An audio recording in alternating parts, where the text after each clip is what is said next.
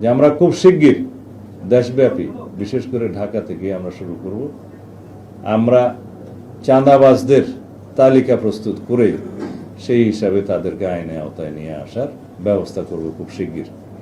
2, যারা অস্ত্রধারী, সন্ত্রাসী, দাগী আসামি, যারা সমাজে বিশৃঙ্খলা সৃষ্টি করছে, তাদের একটি তালিকা প্রণয়ন করা হচ্ছে। সেটা নির্মোহভাবে তালিকা প্রণয়ন করা হচ্ছে এবং আনবায়াস তালিকা প্রণয়ন করা হচ্ছে। সেটা আমরা স্ক্রুটিনি করে তাদেরকে আইনের আওতায় নিয়ে আসার ব্যবস্থা করব খুব শিগগির। বর্তমানে সরকারের প্রধানতম অগ্রাধিকার হচ্ছে আইন শৃঙ্খলা পরিস্থিতি উন্নত করা এবং জনমনে স্বস্তি প্রদান করা এবং দেশে আইনের শাসন প্রতিষ্ঠা করা। সেই জন্য পুলিশের ভূমিকা অগ্রগণ্য, আমরা সবাই জানি।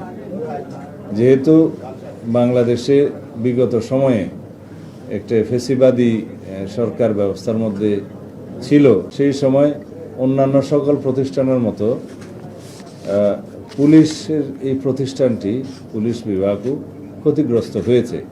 সেই জায়গা থেকে আমরা ক্রমান্বয়ে আজকের এই পর্যায়ে এসেছি, জনমনে যাতে এই আস্থাটা আমরা সৃষ্টি করতে পারি যে পুলিশের যে ঐতিহাসিক ভূমিকা ছিল সেই ভূমিকায় আমরা আবার অবতীর্ণ হয়েছি এবং মানুষ যাতে মনে করে পুলিশ সত্যিকারভাবেই জনগণের বন্ধু এবং সেই হিসাবে আমরা পুলিশ ফোর্সকে পরিচালিত করব।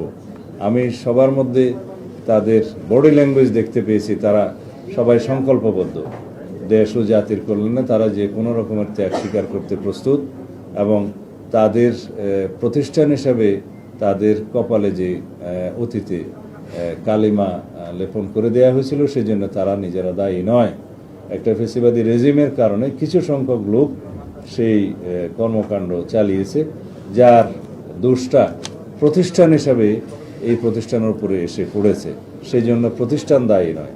প্রতিষ্ঠান এমনভাবে আমাদেরকে দাঁড় করাতে হবে যাতে প্রাতিষ্ঠানিক সিস্টেমে সবাই কাজ করে, এখানে যেন কোনো ব্যক্তিতান্ত্রিক সিস্টেম গড়ে না ওঠে।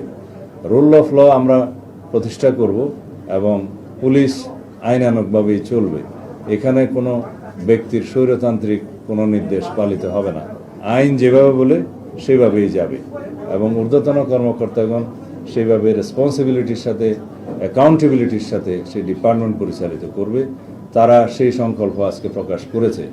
আমি তাদেরকে জনগণের পক্ষে বর্তমান সরকারের যে আইনের শাসন প্রতিষ্ঠার বিভিন্ন প্রতিশ্রুতি সেগুলো স্মরণ করে দিয়েছি এবং তাদের কাছে আমি আশা করি তারা জনগণের পক্ষে, দেশের পক্ষে সর্বোচ্চ ত্যাগ স্বীকার করে তাদের কাজ চালিয়ে যাবে।